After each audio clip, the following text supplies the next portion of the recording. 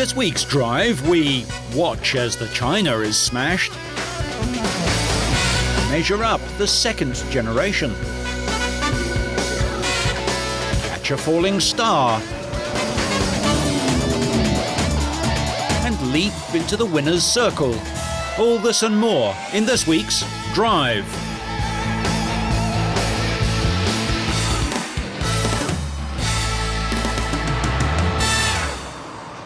We start this week with the build-up to the fourth round of the World Cup of Motorsport, which headed down under to Sydney, Australia. Overcast skies brought overnight rain, not the best of conditions for practice. Fans were treated to displays by a drag car powered by a jet fighter engine. Top speed over 400 kilometres an hour in a handful of seconds. But for some fans, the sporting events just couldn't lift their interest. Team Japan, who missed the third round in Estoril in Portugal, have Hayanari Shimoda in the driver's seat, but he didn't find the greasy track to his liking. He managed to keep the engine running, but almost took out Mexico's Salvador Duran in the process. Tengyi Jiang lost control of China's new car, hitting with an impact measured at precisely 100 miles an hour. The 20-year-old driver exerted a pressure of 1,000 pounds per square inch of brake pressure on impact. 750 psi would normally feel hard enough to break your foot. The impact wrote off the entire left side of the car, the nose, front and rear wings, and pretty much all the bodywork. The gearbox was destroyed and the engine damaged. Adam Khan of Pakistan took turn 11 too fast and left the track too, bouncing across a gravel trap, lifting his heart rate and flat-spotting a set of tyres. Mexico's Duran had survived his close shave with Shimoda, but then had a moment of his own near the same spot, throwing up gravel as he slid sideways. Fortunately for his team, Duran had already set the second fastest time in the opening session, and after this off, he returned to register the fifth quickest lap time.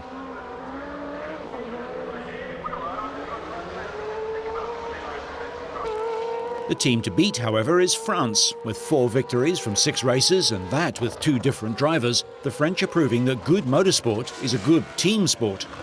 Nicolas Lapierre is at the wheel this time, having moved over for Alexandre Premat in Portugal. Not that it made the slightest bit of difference to the results, with the French squad once again at the top of the standings.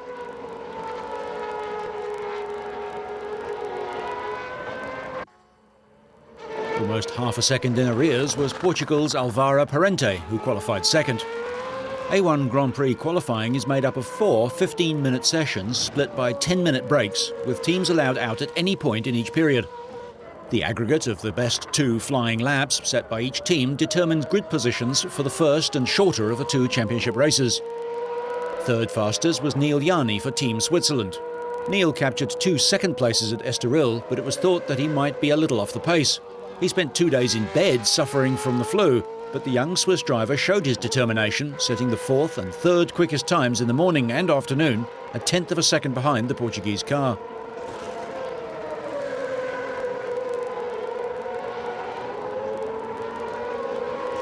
Lapierre was pleased with his day's work. It was an excellent qualification for us. We obtained pole position.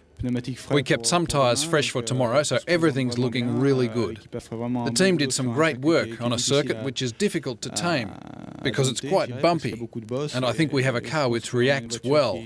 Now we have to push for more tomorrow.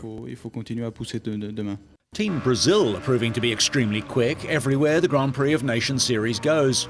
Once again, Nelson Piquet Jr. showcased his smooth driving style to best advantage and recorded the 4th fastest time.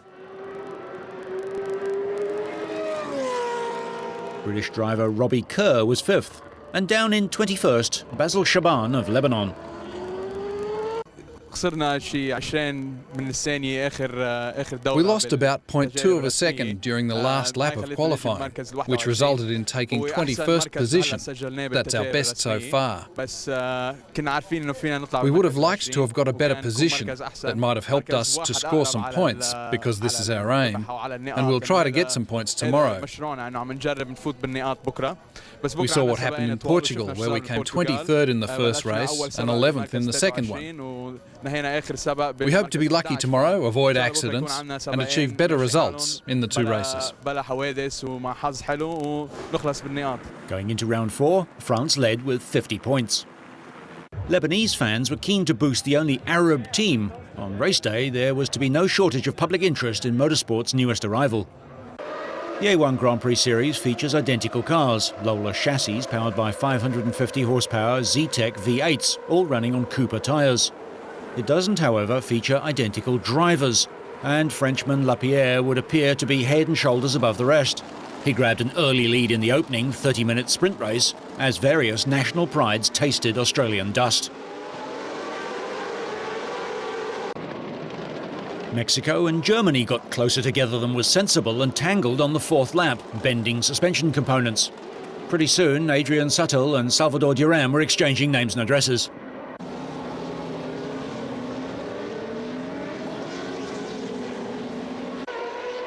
Lapierre went on to win the opening round in a time of 30 minutes, 32.5 seconds. Parente of Portugal came home in second place, 9 seconds behind, and just ahead of Nelson Piquet Jr. of Brazil, with Irishman Michael Devaney fourth.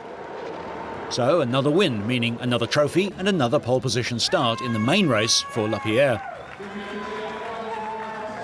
Again, he used that advantage to the full and was able to avoid the mechanical mayhem behind him. Czech driver Thomas Enger didn't complete a single lap, while South Africa's Steven Simpson went out on lap 2 and Italy's Enrico Toccacello went out on the third lap. Mexico's Duran completed an unusual and unwanted double. Both his races ended on the same corner and both crashes involved German driver Adrian Sutil, this time with Russian Roman Razanov joining in. With 10 of the 35 laps remaining, Japanese driver Hayanari Shimoda crashed heavily, bringing out the safety car, while Lebanon's Basil Shaban was leading. The 21-year-old Shimoda, in his first drive for Team Japan, was born in Tokyo and started racing karts at the age of 13. He raced in Formula Renault and sports cars in Europe and Japan from 2001, and he raced at Le Mans in 2003, and he was the youngest driver in the race. He was airlifted to hospital, but his injuries were limited to a very bad shaking, nothing compared to what his team manager did to him. Lapierre regained the lead once everyone completed their mandatory pit stops and took another win, 2.47 seconds ahead of Britain's Robbie Kerr. Switzerland's Yanni was third, with the hugely experienced Jos Verstappen of the Netherlands fourth. Pole position, 2 victories. We could not have done any better. I have to thank the team who did exceptional work this weekend. We had a few worries on Friday, but they really raised their game on a circuit which is not easy. So it's hats off to them because they did an incredible job. It was an interesting race for us. We got a reasonable start, but a couple of people got a slightly better start. They went to the outside of the first corner. I went to the inside, and we came away in front, and I managed to get Neil into the first corner, into the second corner, and then I was just chasing down Nelson. The result sees France extend their lead in the championship to 19 points. The team now have 71 points after 4 rounds. And round 5 is at the Sepang Grand Prix track in Malaysia.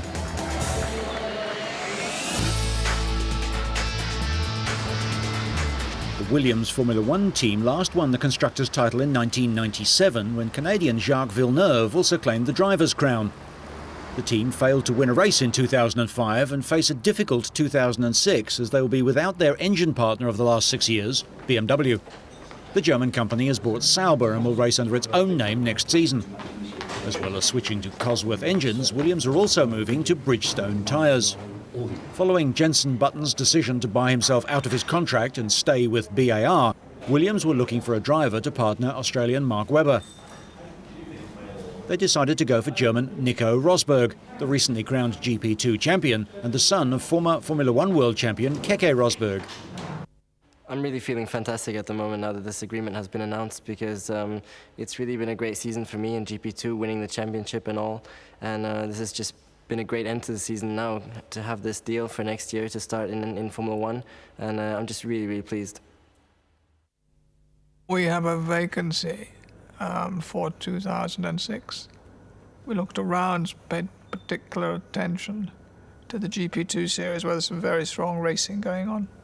Like what we saw, thought Nico was the best of them all.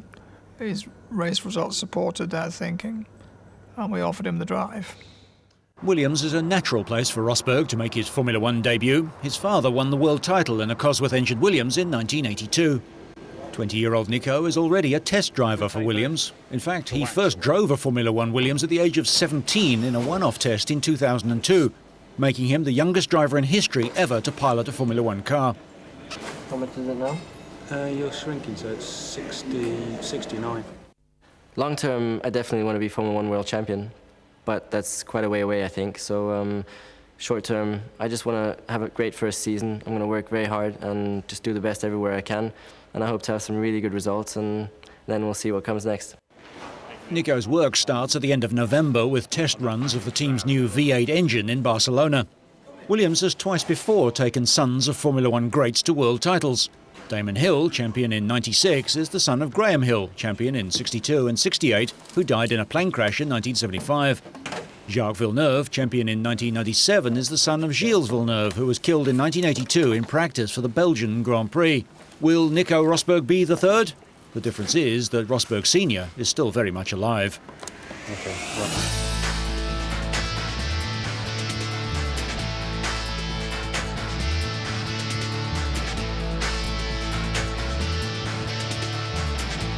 A tornado spawned by Hurricane Cindy caused $45 million in damage, needing a huge reconstruction effort, but the Atlanta Motor Speedway was ready for NASCAR. Ryan Newman had his 6th successive Atlanta pole, paired with Carl Edwards as the green flag waved. Any hopes Rusty Wallace had of closing his career as champion were wiped out just 7 laps in, when he got caught in the wrong place at the wrong time. Mike Skinner apparently cut a tyre and hit the outside wall. He clipped Kevin LePage, who spun in front of Wallace. The 1989 series champion wound up 37th, 67 laps behind the eventual winner. On lap 123, Kurt Busch, the defending series champion, slammed into the wall in turn 4 during a desperate bid to get back to the pits after a tyre went flat. He retreated to his mobile home while the crew banged out the dents and replaced the front end of his Ford. Busch eventually got back on the track but finished 55 laps off the pace in 36th place. Busch, one of the contenders in the chase for the Nextel Cup. He had trouble here a year ago, lost an engine. He was just about to pit. 11 laps later, the yellow caution flags came out again when Casey Kane and Reed Sorensen collided. Sorensen, making his series debut, lost control and slid up the track, hitting the wall and getting turned around. Kane was right behind him and slammed into Sorensen's car, and the pair dragged along the wall nose to nose.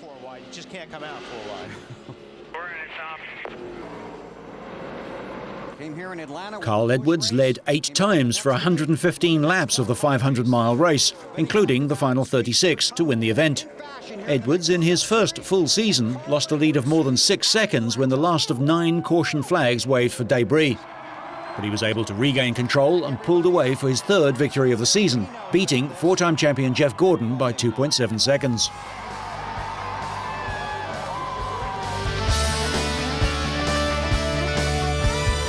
Going into the final round of the MotoGP season, everyone was wondering whether the only man ever to win the title, Valentino Rossi, could claim a record-equalling 12th race win this year to match the mark set by his mentor, Mick Doohan, in 1997.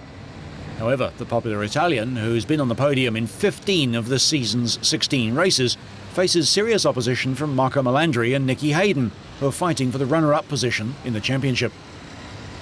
To mark Yamaha's 50th anniversary, the team recreated Yamaha's classic racing livery, much as they did with the old-style American yellow and black paint scheme in the US round earlier this year. The Italian, already a 7 times world champion across the 125, 250, the now defunct 500 and MotoGP classes, was struggling to find a good setup for his Yamaha and crashed during qualifying practice, showing that although the title is long since in the bag, a real racer never stops racing. He hitched a lift back to the pits and quickly returned to the track despite an injured hand, but was unable to improve on his time and qualified 15th on the grid, his lowest position of the season. Sete Gibernau was Rossi's great rival for the title in 2003 and 2004, but the Spaniard has endured a miserable season this year. After a bit of on-track roughhousing late last year, Rossi famously declared that Gibernau wouldn't win a race this year, and so far he's been right. However, the Honda rider snatched pole with just 2 minutes left in the session, cutting more than half a second off Rossi's pole position record.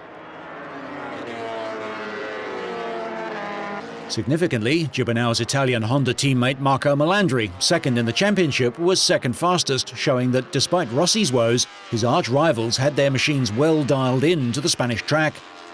Melandri, who secured his first MotoGP victory in Turkey, was just 0.2 of a second slower than Gibernau. The Italian is a former 250cc world champion.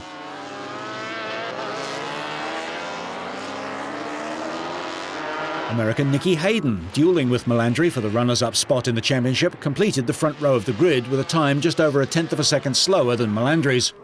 Spain's Carlos Checa continued his impressive end-of-season form with fourth fastest time for Ducati, ahead of Honda rider Max Biaggi of Italy and Rossi's American teammate Colin Edwards. Gibernau was upbeat about his performance, had high hopes for race day, and was defensive about his lack of results. The thing is, everything looks to be very bad this year. Everyone talks about how bad a year it's been, but on the other hand, I want to see the things like complete different. From my side, I've been faster than ever. We have been very fast, maybe the fastest in the championship, but we haven't been able to conclude the races where we should have. One time bad luck, another time myself, another time whatever. And that's a pity, because at the end of the day, it looks like everything's bad, but we have been very fast. In the 250cc category, world champion Daniel Pedrosa took pole position, a 1/4 of a second ahead of fellow Spaniard Hector Barbera. San Marino's Alex De Angelis was third. Next year, Pedrosa moves up to the MotoGP class with Honda. The 20-year-old has won 3 world titles in a row in the 125 and 250 categories. In the MotoGP race, Melandri got off to a flying start and beat fellow Honda rider Hayden into the first bend, while Gibernau dropped back to third. He stayed with the leading pair for 3 laps, but ended a frustrating season with another disappointment when his Honda's usually reliable V5 engine blew up and Sette's jinxed year ended in another retirement and no points. He ends the year 7th in the championship. Rossi, who had only started lower on the grid once in his previous 156 race starts, in his second 125cc race in the Indonesian Grand Prix in '96, charged into third place, but struggled to catch the leading pair and finished 3 seconds adrift of Hayden.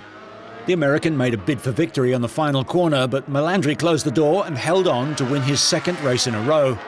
Melandri's victory meant that Rossi failed in his attempt to equal Mick Doohan's record of 12 race wins in a season.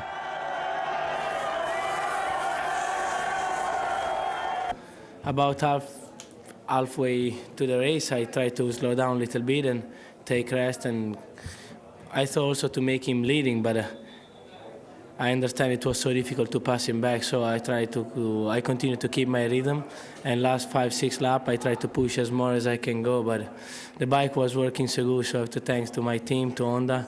The Michelin was so good, I have to say thanks to my technique, because I didn't ride a long time with the tire during the practice, so I'm pretty happy, and it's difficult to explain my emotion at the moment. Rossi finished off the podium in only one of this season's 17 races, and won the championship by a massive 147 points over Melandri, himself 14 points ahead of Hayden. Spaniard Dani Pedrosa had already wrapped up the 250 title, but he was determined to put on a show for his home crowd. He started on pole for the first time since Donington in July, and sped past fellow Spaniard Jorge Lorenzo at the halfway stage, and then pulverised the lap record on 3 successive occasions to open up a 3-second lead at the front on his way to a comfortable victory. Lorenzo crossed the line in second, and championship runner-up Australian Casey Stoner finished third. The 20-year-old Pedrosa, who has won 3 consecutive world titles in the 250 and 125 categories, will now move to MotoGP class with Honda to join Melandri and Hayden in challenging the Rossi Steamroller next season.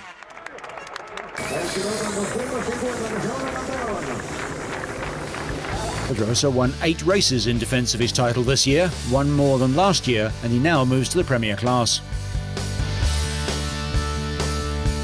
There was at least something still to ride for when the 125cc riders lined up for the start of their race. The World Championship title was still up for grabs, with Switzerland's Thomas Luthi and Mika Kallio of Finland fighting it out. Ultimately, Luthi, who started with a points advantage, did enough to ensure that he became the first Swiss rider since Luigi Taveri in 1966 to win the 125cc world title. Kallio, the only rider who could have deprived the Swiss of the title, won the race with a daring overtaking manoeuvre on the last lap, but Luthi's 9th place was enough to secure him the championship by a margin of 5 points. Hungarian Gabor Talmaxi finished the race second and came third in the championship. Italy's Mattia Passini crossed the line third and also ended the year third. There was some consolation for Kallio and Talmaxi as the KTM team took the Manufacturers' World Championship. Next year's season starts back in Spain at the end of March.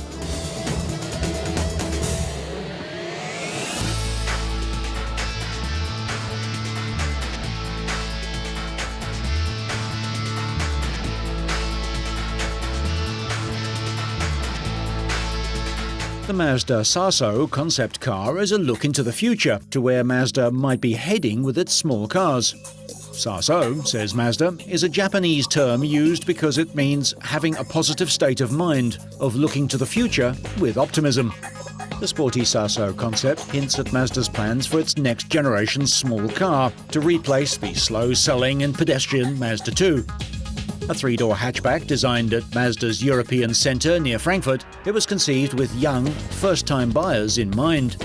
Though German-built, Mazda's design teams in California and Yokohama in Japan had input, and it includes several Japanese cultural idioms. Firstly, shoji, or thin rice paper doors, which partially hide what is behind them. In a similar vein, the Sasso has partially hidden front and rear lamp LED graphics behind translucent plastic, which only becomes clear when the car is unlocked. Thus, aspects of the design hide and then suddenly reveal themselves, with an illumination system that makes the car seem to spring to life. Internally, it's called Mazda Alive because the lighting cascades and pulses like it's being circulated by heartbeats just below the surface of the car. The front of the vehicle draws an evolution of the Mazda RX-8 with a large 5-pointed grille treatment. The grille itself is an adjustable cover raised out from the air intake on arms. This grille cover can move in and out electronically, adjusted according to vehicle speed, outside temperature and cooling system temperature. This optimizes the airflow to match the cooling system requirements and also aids the aerodynamics of the vehicle. The Sasso looks shaped by the wind, with low-resistance mirrors and door handles which rotate outwards when touched, but retract into the door when not needed. Combined with aerodynamic techniques to lower drag, the design indicates the potential of the Mazda B car to meet strict European CO2 emission regulations in the future. Techies and Generation Y drivers will love Mazda's use of a USB port for a stick key, rather than a conventional ignition system. The key stores details on favourite cabin settings as well as music. According to interior designer Mikael Loya, the USB stick key idea came about as a result of targeting younger drivers. The Sasso has its own hard disk drive, security code recognition and entertainment software for owners, including a navigation system that can be downloaded onto the vehicle's USB stick key. The owner downloads a choice of music and directions to favourite destinations using the stick key on a home computer or laptop. When it's inserted into the Sasso's USB interface, it automatically downloads into the car's hard drive.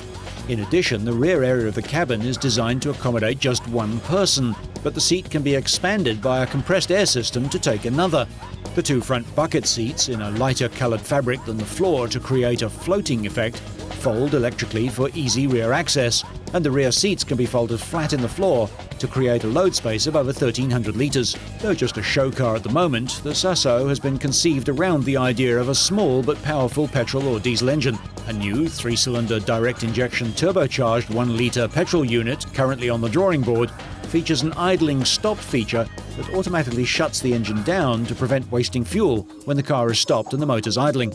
The engine could also be fitted with a 6-speed twin-clutch paddle-shift transmission, which is also under development for future Mazda production models. We can't wait to see how many of these features make it past the accountants. So whether you're keeping your racing clean and green, meeting people in unusual ways, or just bored by it all, so you stay on track and up to speed, make sure you catch next week's Drive.